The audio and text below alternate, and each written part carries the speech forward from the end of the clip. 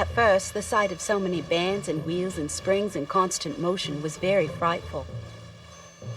The cotton boom of the early 19th century fueled the first large-scale manufacturing in the United States. Textile mills began to spring up across the Northeast, and towns grew up around them to house their workers. This innovation not only changed the textile industry, it transformed the social landscape as well.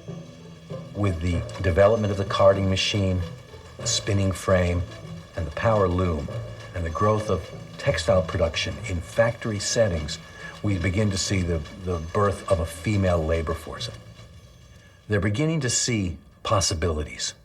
They're beginning to see the possibilities for consumer goods that weren't there before.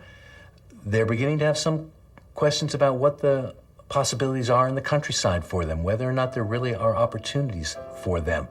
They're going to the city to earn money for themselves, sometimes to help their families, almost certainly to put away something toward their own marriages later in life, at a time when families are beginning to have a bit of trouble assuring all their children a place in the countryside. In 1813, Francis Cabot Lowell, a clothing manufacturer, returned to Boston energized by an invention he had seen while on a business trip in England. He reconstructed a power loom from memory, then went on to establish several textile factories along the banks of the Merrimack River. The town of Lowell, Massachusetts, was born. By 1830, more than 6,000 young women were employed in 8 different mills in Lowell alone. These women, most of them between the ages of 16 and 23, labored in hot, poorly ventilated workrooms, surrounded by noisy machines. For this effort, standing on their feet 12, 13 hours a day, they made in the 1830s maybe $3.50, $3.25 a week. So they made 4 or 5 cents an hour would be what they were paid. Out of that $3 and something a week, they'd pay $1.25 a week for their room and board in the boarding house. But this meant that they could save $1.75, maybe $2 a week. And over time, some of them might develop a bit of a savings account in the local savings bank and have some money to take back to them when they were done. Harriet Hanson Robinson came to Lowell in 1834 when her mother took a job running a company boarding house. At the age of 10, Harriet went to work in one of the Lowell factories as a bobbin girl. I can see myself now racing down the alley between the spinning frames, carrying in front of me a bobbin box bigger than I was. We mites had to be very swift so as not to keep the spinning frames stopped long. Harriet worked her way up from bobbin girl to tending a spinning frame and then to a better-paying, skilled position as a drawing-in girl. We drew in, one by one, the threads of the warp through the harness and the reed, and so made the beams ready for the weaver's loom.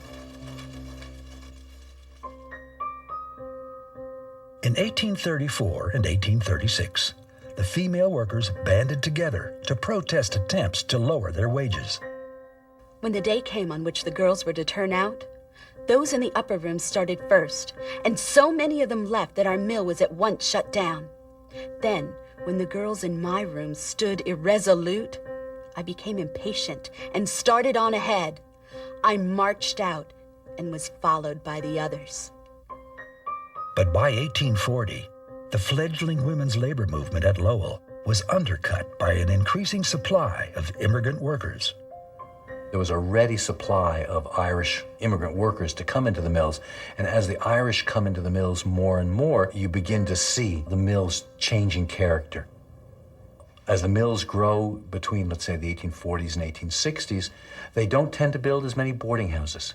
So more and more of the workers are expected to find their own homes somewhere in Lowell.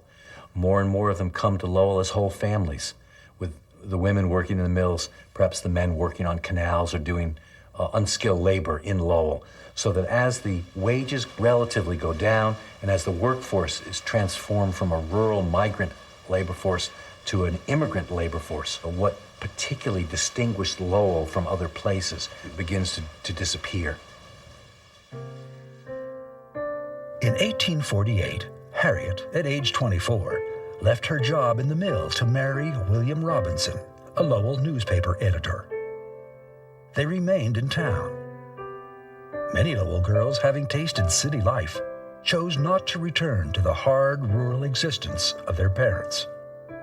You find a number of women who had been mill operatives become active in the women's rights movement that evolved, so that there definitely are people who I would say became familiar with the idea that women could have a public presence and could protest ill treatment.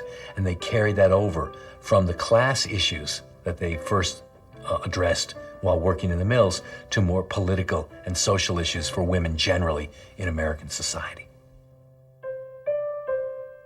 Woman is never thought to be out of her sphere at home, in the nursery, in the kitchen, over a hot stove, cooking from morning till evening, over a wash tub, or toiling in a cotton factory 14 hours per day. But let her once step out, plead the cause of right and humanity, plead the wrongs of her slave sister of the South or of the operative of the North, and a cry is raised against her, out of her sphere.